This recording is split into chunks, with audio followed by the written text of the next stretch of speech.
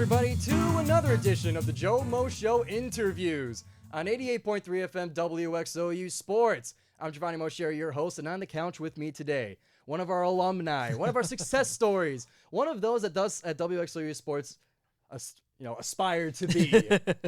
Dan Doebler of 97.1 The Ticket sits with me on the couch here. Dan, how you doing? Doing good, man. How you doing? Fantastic. We've been trying to get this going for a month. I know. It's been a journey, but we're finally here, and we're doing this interview. Yeah, last week it was like, oh, yeah, we'll do this. Oh, shoot, I have to do the Pistons game. Like, that's the business. Exactly. That's the way it is. You got to keep grinding the way it is.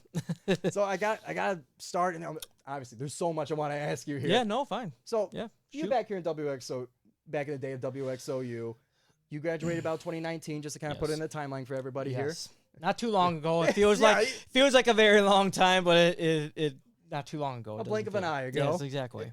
So what did you do? What did you guys do over at WXOU back in the day before I showed up? So back in the day, we still had live shows, and we just recently ended up getting like an app, Radio FX app. I don't know if you guys still use that. Yeah, we're on the TuneIn Radio. Oh, app TuneIn Radio app now. At the time, it was a Radio FX app, and that's where everyone can tune in. If they weren't off campus, you can tune into your shows. You can do everything.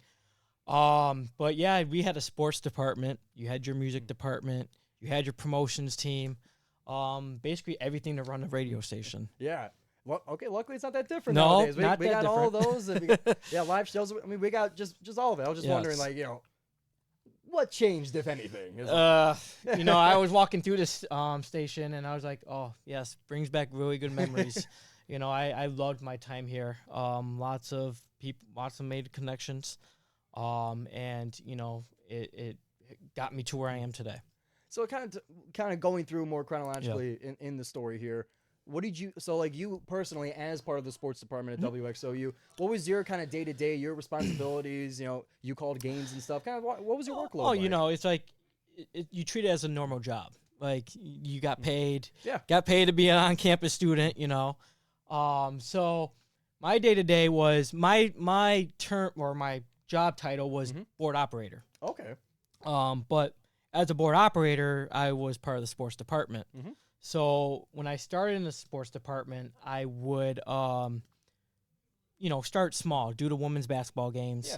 We had club football. I don't know if we still do that now. Yeah, we did a couple of games this year. And then we would do the hockey games. We would play the music, do the PA system for the hockey games. So like on site for the stadium kind of stuff. Yes, exactly. So my job was, when I started, you work your way up. Yeah. That's how the business works. So at all levels. Exactly. So I started as a board operator. I would do the games back here, while the play-by-play at the time, the names were Brendan Riley, Jake Rapinati. They would call the women's and men's basketball games, and I would run in the live studio. When they connected to me, basically my job's simple. Is we play the commercial spots, let them know when they're back on the air. And so I started with that, and then finally, when it got towards maybe like my sophomore year, junior year, that's when I got into calling the action. And then and what was it like? So you guys, you had the Comrex back then. I don't want to get too technical for everybody here, but like you guys, you'd be set up in the media desk, right in the sideline and everything. Just kind of similar deal to what we do, right? Exactly. We would have the Comrex. Sometimes we used to have two of them. Then it got down to one, because the one breaks, then that one won't get back until a very long time. I think it's still not back. Yeah, okay. I haven't seen it. But anyways, we would be in a similar situation, set up the booth, set up the Comrex, make sure we connect back here, and then prepare for the action. I would usually, my classes when I was here at OU, I had maybe 3 or 4 classes a semester. Yeah. So I would come here between classes, and I know if I had a men's game to call, I would go over my notes, prepare my notes, get ready for the action. And then once you get to the arena, then it's a whole different story. It's literally you're setting it up. Hopefully you connect with all, crossing the fingers. You never know with technology and the Ethernet cable and everything. Once it's connected, we go up in the media lounge and we would go over the players' names and everything, make sure we're on cue on the same point. So Yeah, did you ever interact with Kevin Beers a whole lot? Oh yeah, Kevin Beers, I love that guy. Oh, we love him too. Oh, he is loud. He gets you so hype, and you know, every single game, seeing him and when he called the players, you knew it was time to go. Like it was soon as the lights turned off at the arena, it was game time. You knew, like you could. I remember I could barely hear in my headset how loud it was in that arena. Same. And it's still probably the same way for you guys too. Absolutely. I'm talking and just hoping that it ends up being words. Right. somehow made the calls are able to. And you're hoping that you got the right call in, you said the right thing. Yes, that's the cue. Yeah, he's been kind enough to be on. He was one of my first interviews here. Oh, nice. Yeah, that thing went for 53 minutes, and I wish it was longer. Oh my gosh, yeah. His story, man. He would tell you stories. He would tell you the players and the bonds that he had with everyone. And you know, like I said, when you shook his hand, you knew you made it kind of, because he's the voice of the Golden Grizzlies at the arena. Yeah. I always say he's got a heart as big as his voice. Oh, yes, he does. Oh, absolutely. 100%. His son's the same way. His family, they're amazing. Yeah, they bleed black and gold. Yes, exactly. So for you guys calling the games, how did you guys advertise it? Like kind of like what the production kind of around the game. What'd you do? Post production, pre production. Like what'd you guys do outside the arena? So what we did outside the arena, like we did have like a Facebook page. We had the Twitter page. Yeah. I don't know. I think we still have that going. It Hopefully exists. it exists. We had the Instagram too. I would promote a lot on my Twitter, my Facebook handles. I would say, hey, look, tune into us at WXOU. We're gonna. We go live at 6. Well, I don't know what time, whenever the game starts. It all depends on the timing. I was talking, pregame starts. We used to have a pregame show. Yeah. Then that pregame show led right into the action. Like we would come back to us, and then we would do our little pregame thing, and then send it back to the studio, and then you're ready for tip off. Or any action that is. Yeah, whatever. Tip off, If it was men's off. soccer, I remember calling men's soccer, calling men's baseball games. It was the same routine. Literally, you had your pregame show. You had your own pregame show as a 2 on-air talents or 2 like the play-by-play announcers. Yeah, and then you go right into the action. So you guys had it like pretty established. Like was it established like that when you got there? Like from some of those before you, or kind of like when you showed up? Yeah, that's literally was a routine. Like when I came in here, when I met the guys and who was part of the sports department at the time, I was like, oh, okay, that's easy format. It's, and even today's job, you'll have like at 97.1, we have a format for each and every single broadcast. You have to get it set up. You have to do all this, and it's kind of repetitive, but it's also, if things go wrong, you're like, oh, what am I supposed to do? Yeah. You never know with the technology, so. Yeah, there's a randomness to it. Right, exactly. So from what you remember of the games you called, what was like? Does a crazy story come to mind of what you saw on the court, or Campy yelling too loud into the microphone? Oh, Campy, anything like that? Campy, he means well, and I mean he means well when he yells at his players. It's all love. It's all love, and I just remember one game. It was a Campy story. I remember one game, and I met Campy my first game doing OU men's basketball. When I shook Campy's hand for the first time, like it felt like I was at home. Like I made it. He's the staple of this university. Definitely. Everyone knows his name. Everyone knows who he is, and I don't think the guy's ever gonna retire. That's the way I see it. We're always talking at the higher level. We're like, when is he gonna retire? And I don't think it's ever gonna happen, because he knows his players. It doesn't matter a good season, bad season. It's the love for the university. He gives back. Absolutely. And yeah, Campy. The one story I have, and I have many other stories, but the one story of Campy is, it was a nail biter between Northern Kentucky and OU won by, I think, 2. We won by 2. And I had to go. I went. At the time, we just started doing post-game interviews. Okay. Like with the players, where the players would come on, and then we would get the coach, try to get the coach on. After he was done with Neil Rule. When he was done with Neil Rule. Yeah, with the Mr. Big Shot, yes. Mr. President now. We would interview Campy, and Campy, sometimes it's like, you don't know what to expect. But when I went into the locker room, he was full on yelling, You like got full into on. the locker room? Got in the locker room, full on yelling because I couldn't get him courtside because he literally ran off because he was, they were all hyped, they were cheering, whatever. But he's like, it was something he saw in the first half and he was yelling. I don't know. I'm not going to go into specifics, but he was just, you know what I mean. He was just saying nice few words. And then that transition, it's like he's all heated, his face is red, and all of a sudden, like it just churned, like it changed, and he's cool. And I'm interviewing him for the station. Yeah. And the FCC, they don't allow like certain words you can't say. Yeah. And I'm like, just be calm. Here, I asked him a few questions, but yeah, that was one of the moments I would say that was a good highlight because like can't be, you never know if you're gonna catch them or you're not gonna catch them. It all depends. And then I ended up calling the game with when Kay Felder with Michigan State at Palace. That was an amazing moment. Kidding. Yeah. And then you had the Horizon League tournaments. Those were my always fun. And when it used to be, I don't know where it's at now. Yeah. Is it Indiana? Indiana Farmers Coliseum. Okay. Yeah. I don't know if you guys travel for that. I don't know what you guys do. Didn't make it there last Hopefully. year. So. But yeah, it used to be at Little Caesars Arena. Before that, it used to be at the Palace. Yeah. And those were always fun to call. I'm sure. It's tournament style. You're ready for March Madness. And there was many other games. Like I love calling I did men's soccer. Mm-hmm. And then the hockey was fun. We didn't call the games, but just doing the PA announcing and getting your voice heard over the intercom and everything. Yeah. That's awesome. Like those were some fond memories. Did you do both the D1 and D3 teams? We did the D. I think they have D1 now. Yeah, or both club. Oh, okay, D1, club and D3. Club D3. We did, I think, D3. Okay. Yeah. So, but yeah, those are some really good memories I have. You never know when that good call is gonna come, and it happened when Kay Felder tied it, go to overtime. Yeah. That was my favorite call. I still have it. I was going back into my flash drive. I'm like, oh my gosh, I actually sounded like that.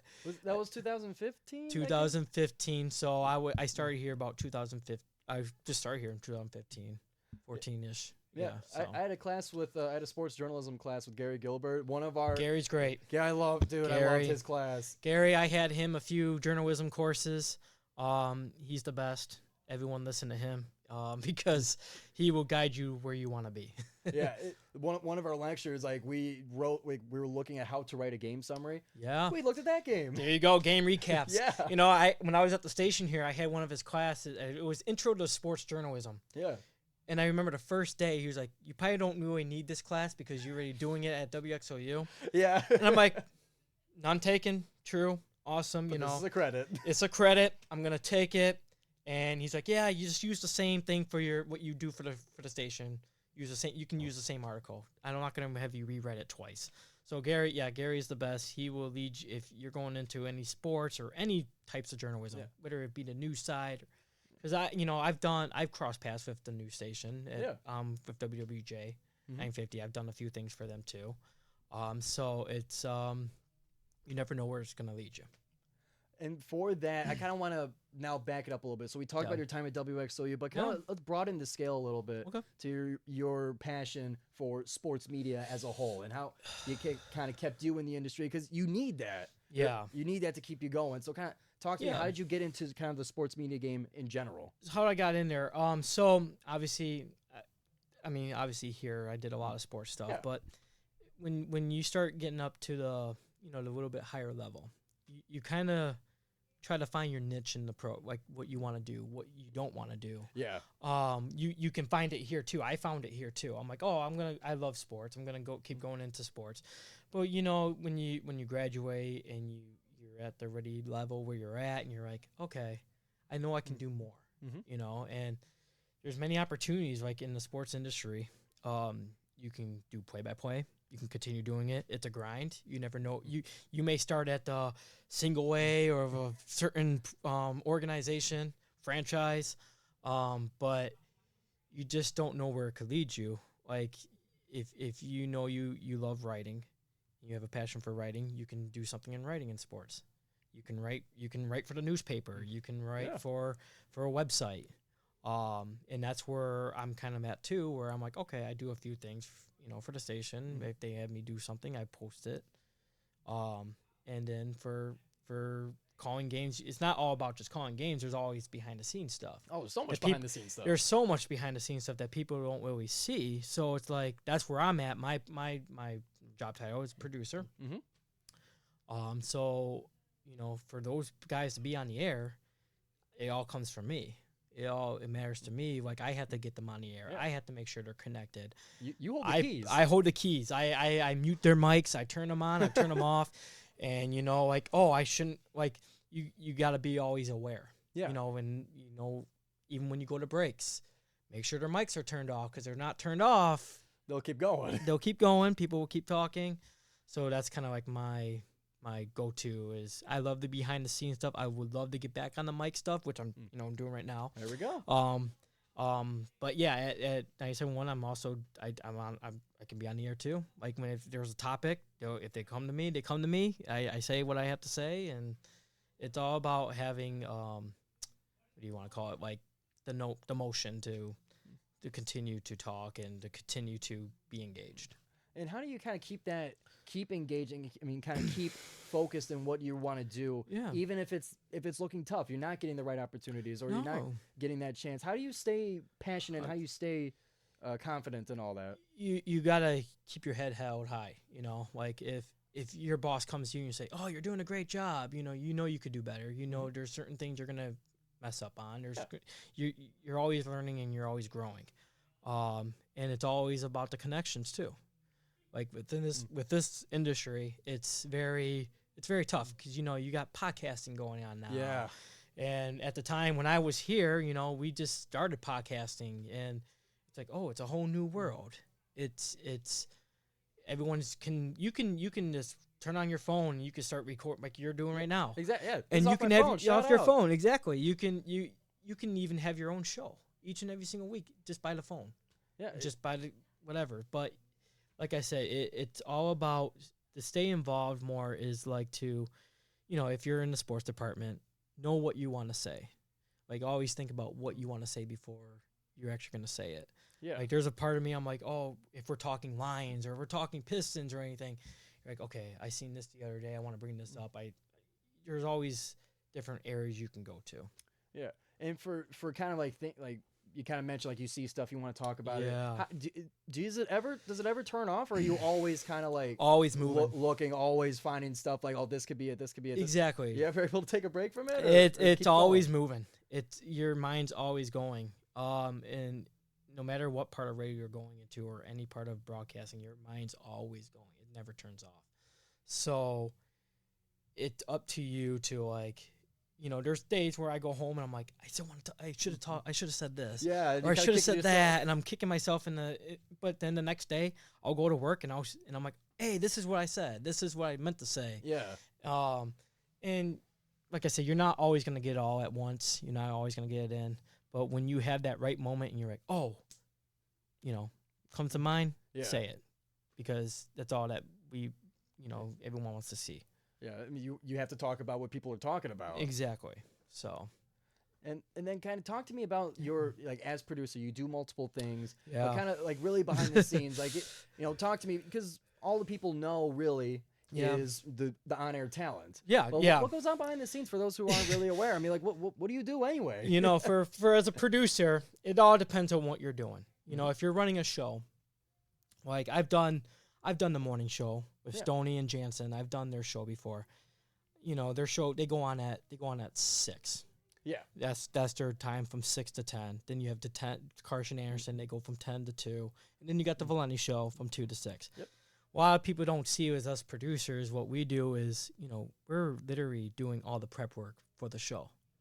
On air talent, we communicate through the Gmail or any documents you can or text each other.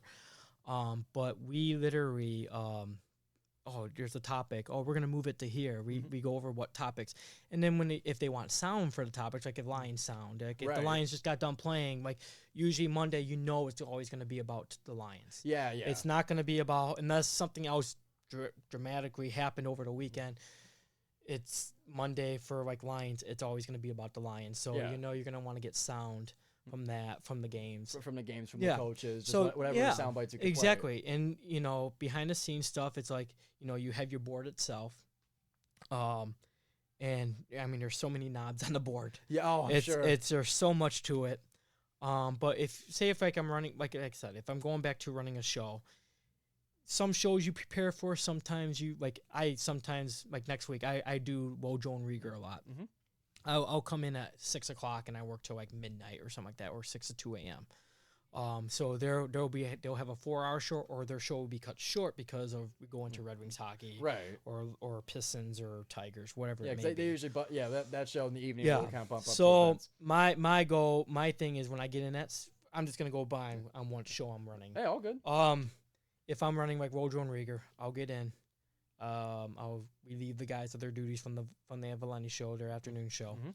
and say hello, you know, greet them, whatever, and then we'll go into the show. You know, you have your log. Mhm. They probably still have a log here. Yeah. That's your go-to. Always look at the log, make sure everything's set up for the night, and make sure you have your music beds, literally what the on-air talent wants, you kind of want to get. You want to make it easy for them. You want want to make it easier for them. Like, there's been many times like Rieger comes up to me and like, "Hey, can you get the soundbite from it was from like 2 weeks ago that Campbell said or something like that." And you know, you go in the archives and you're looking, and you're like, "Oh, there it is," and then you have to cut it up. Usually I don't know what you guys use here, but we use Adobe Audition. Okay. We usually cut and edit the sound. And how long does that take? Like how quick is the turnaround for getting sound like that? Well, it's pretty quick because I know that they're on the air, they're still yapping, they're still talking, Yeah. you know, and I know when their breaks are. So, like, you know, you follow the log when their breaks are going to be, and you look at the time, like, okay, I can probably get it next break, or I can get it this break. So you were getting these during the Oh, show? during the show. No You're working, kidding. yeah, you're literally, it's always a grind. Even for the normal broadcast, like for the Lions stuff, like for example, for tomorrow, I'm doing the Lions. Yeah. During the game, I would grab the sound, like the highlights from like when Dan Miller's calling. I am literally grabbing that. If it's a touchdown, I'm grabbing that touchdown cut. So like, yeah, during the game, you're like, oh, that's cool. Oh, Let me that's a get good that one. If he's like, oh, big fella, or like Lomas Brown, or Yeah. you know, Big like fella call. big fella call, or like if it's a really good call, or if it's like a big sack from Aiden Hutchinson, or whoever it may be, whatever sport it may be. If there's a big call, you're gonna get. And I get it during the broadcast. I cut it, I edit real quick. Mhm. Sometimes you have to really listen behind the scenes. You have to really listen in. Oh, when they're gonna go to a break, and you're like, oh, I have to literally play the commercial spots too. And Yeah, like while you're recording, like you got to keep that in the back Exactly. of your mind. Like, your hair's probably on fire while Oh, you're it doing is. this, man. It is everywhere. So like you're always aware, and you know, that's why I think my time here at WXOU, because it helped me with the editing and cuttings. Like I learned how to do editing, audio. I had Marty Schaefer. I had him as my audio professor. Shout out. Even though I was here. You know, you take that what you learn here and you apply it, and that's why I've done every single broadcast. Either way, I'm back in studio or if I'm even at the stadium.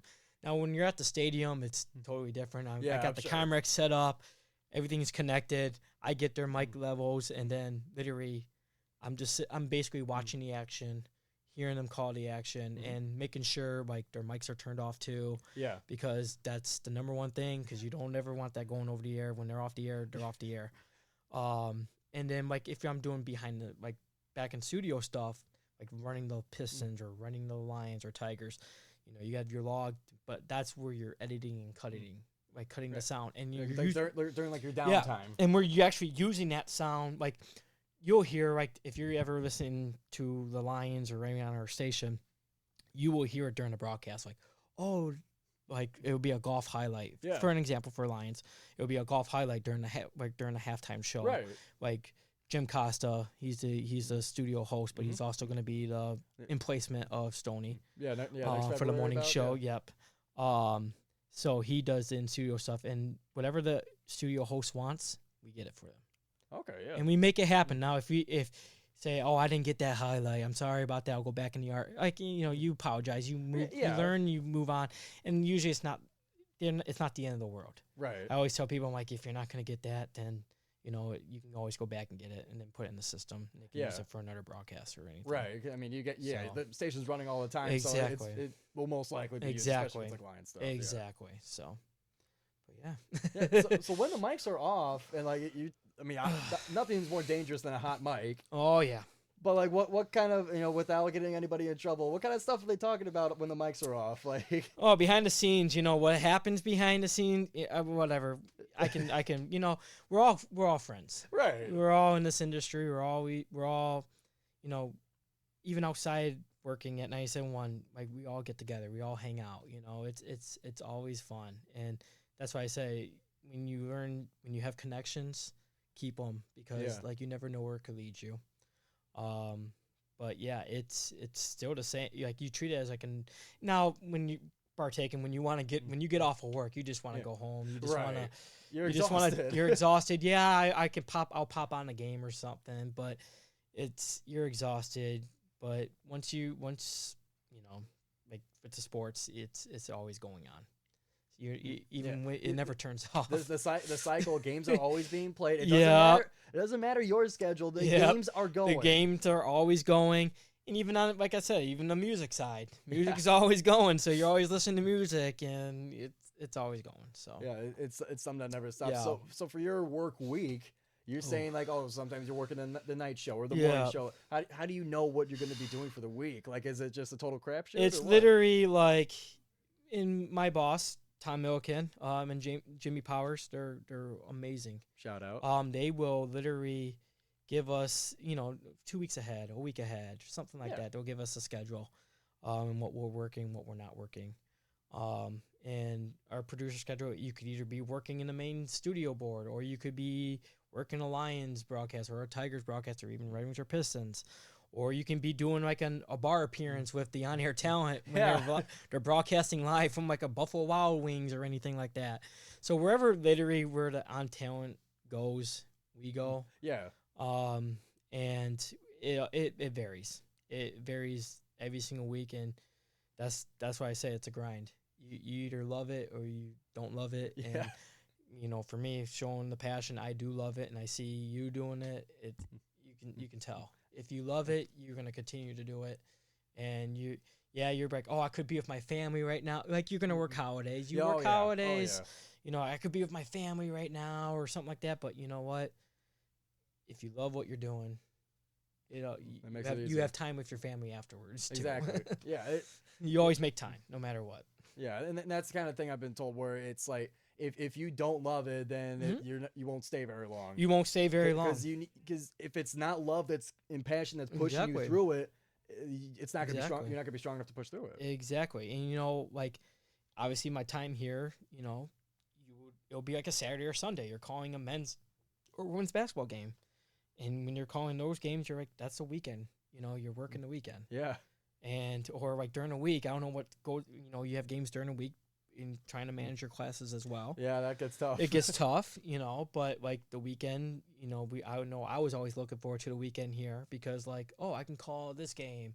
Yeah. During the week, when I was here, it was kind of like 50-50. I can make it or I can't make it. Yeah.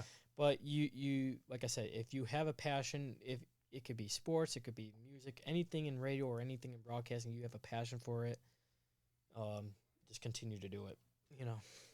You got to keep going and keep chipping away at it. Yep. So just a quick fun one. I was just thinking of it. So I remember I saw you on social media. You were working one of the basketball games, and Mark Champion was giving the credits to the staff. Oh yeah. And everything. Well, do you remember the first time you had your name kind of like credited in that way? Like how did that feel? Like your name being said on air in that way? I think it was Tigers. When I did the Tigers game. And I was up in the booth with Dan Dickerson and Jim Price, rest in peace. When I was doing the broadcast there, I was up in the booth, and that's why, like when you're listening to the broadcast, I'm hearing with my ears what they're saying. Yeah. So when I heard it at the end, they're like, Dan Dickerson would be like, and we think our engineer right here on site when he pointed at me because I sit behind them. They're in front. They're looking over the railing. They got the big window. They got the big window. I can see everything too. But when I first got that credit from Dan Dickerson, because my passion was baseball, my favorite sport. So when I got that, and I always listened to his calls, I listened to his broadcast, I was like, oh, wow, I actually made it then. Yeah. I'm like, okay, it set in. I made it. You know, I'm. It's good to be the behind the scenes people actually get credit for having the broadcast go on. Yeah, and since then, I'm sure your name's been read plenty Yeah, of times now. and then even like I said with Mick Mahorn and the Pistons, you know, it's I don't know if they have to do it or they don't have to do it. I don't know what it is, but when they do that, and you know, like at the end of the broadcast, that's when you hear your name at the end of the broadcast, you're like, okay, yes, finally the broadcast is done. Everything went smoothly. Don't have to worry about anything. So it's a relief. It's over. Yeah, it's okay. It's not like, oh, yes, Yeah. that was me. It's like, thank God it's Yeah, over. it's over, thank God. But not just that, but it's like, you know, when you're done with the broadcast and you shake their hands afterwards, we'll see you when I do your broadcast again. Yeah. You never know what it may be, you know, like it feels great, you know. Even here when I was doing the games here, and I like to, you know, I'm Dan, and who I called the games with, it was either Jake Rapinati or Brendan Riley or James Kennedy too. Yeah. When I called the games with them, and you know, you have your name out there, it feels great. I'm you know? sure It's a great feeling. I'm sure it does. Looking forward to my name being read one of these days. You never know. Keep it up. So real quick, I want to kind of wrap this up a little bit. You mentioned a few other WXOU alum out there in the industry. You mentioned Brandon Riley. I know he's working over at ESPN with Chicago. Exactly. In Chicago, yep. Got a couple more WXOU over at 97.1. Like, where are we at right now? Where are the alumni at right now? So you got myself over there at 97.1, and then you have Kenny Cott. He's over there. He's with the Valenti Show. You can hear him on. You have James Kennedy. He's over there as well. He's the producer as well. We're all producers. And Greg Hessen. He wasn't here at WXOU, but he's an Oakland graduate. So you have a lot of us that are within that company that are former OU alum, and we just like to keep it going and keep the trend going. And you know, when we have time to come back and visit where all began, it's such a rewarding and great feeling. And is it weird? Because, I mean, obviously it's dominated by U of M alums, Michigan State alums. So you guys got kind of a tight-knit group, you would say? Exactly. Yes, we do. We have a tight group. We bring up, like, there's times where me and Kenny or me and James Kenny will talk about our times at WXOU. Like, oh, I can't believe we did that. Or I can't believe we had that with, you know, we bring up Marty a lot because Marty was the party. Just saying. He's one of the most unique human beings I've ever met. Yes. But yeah, we all keep in touch, even if we're those who were part of WXOU and no longer in the radio or broadcasting. We all still keep in touch, and that's why I love the bond here. Like, no matter what, we move on our separate ways, but we still come back to see each other, and we still keep in touch with each other. That audio is always going to be always going to be in that connection. Exactly. There's proof somewhere. Yeah, exactly. So, and then, you know, like I don't know about the archives here, how long it goes. I'm interested in seeing if I could see my old archives even here. But like I say, what you learn here at WXOU would be the best learning experience. It's where it all began, and you know, it could lead to any opportunities going forward. You never know. When I was here at WXOU, I also had to do an internship in order to graduate in my program.